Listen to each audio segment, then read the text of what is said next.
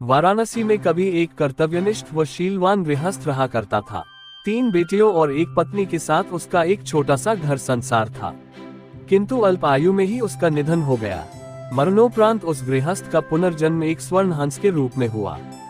पूर्व जन्म के उपादान और संस्कार उसमें इतने प्रबल थे कि वह अपने मनुष्य योनि के घटनाक्रम और उनकी भाषा को विस्मृत नहीं कर पाया। पूर्व जन्म के परिवार का मोह और उनके प्रति उसका लगाव उसके वर्तमान को भी प्रभावित कर रहा था।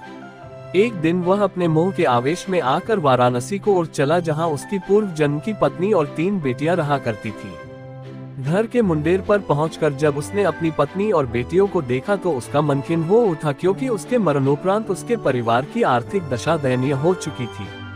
उसकी पत्नी और बेटियां अब सुंदर वस्त्रों की जगह चिथड़ों में दिख रही थीं। वैभव के सारे सामान भी वहां से तिरोहित हो चुके थे।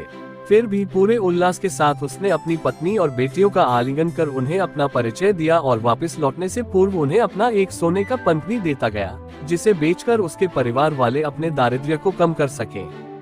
इस घटना के पश्चात हंस समय समय पर उनसे मिलने वाराणसी आता रहा और हर बार उन्हें सोने का एक पंख देकर जाता था। बेटियां तो हंस की दानशीलता से संतुष्ट थी, मगर उसकी पत्नी बड़ी ही लोभी प्रवृत्ति की थी। उसने सोचा क्यों न वह उस हंस के सारे पंख निकालकर एक ही पल में धनी बन जाए। बेटियों को भी उसने अपने मन की बात कही, मगर उसकी बेटियां ने उसका कड़ा विरोध किया। अगली बार जब वह हंस वहां आया तो संयोगवश उसकी बेटियां वहां नहीं थी। उसकी पत्नी ने तब उसे बड़े प्यार से पुचकारते हुए अपने करीब बुलाया। नल प्रपंच के खेल से अनभिज्ञ वह हंस खुशी खुशी अपनी पत्नी के पास दौड़ता चला गया। मगर यह क्या, उसकी पत्नी ने बड़ी बेदर्दी से उसकी गर्दन पकड़ उसके सारे पंख एक ही झटके में नोच डाले और खून से लथपथ उसके शरीर को लकड़ी के एक पुराने में फेंक दिया।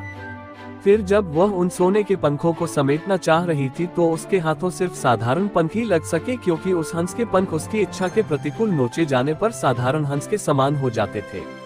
बेटियां जब लौटकर घर आईं तो उन्होंने अपने पूर्व जन्म के पिता को खून से सना देखा। उसके सोने के पंख भी लुप्त थे। उन्होंने सारी बात समझ ली और तत्काल ही हंस की भरपूर सेवा शुश्रूषा कर कुछ ही दिनों में उसे स्वस्थ कर दिया। स्वभावत उसके पंख फिर से आने लगे, मगर अब वे सोने के नहीं थे। जब हंस के पंख इतने निकल गए कि वह उड़ने के लिए समर्थ हो गया, तब वह उस घर से उड़ गया और कभी भी वाराणसी में दोबारा दिखाई नहीं पड़ा।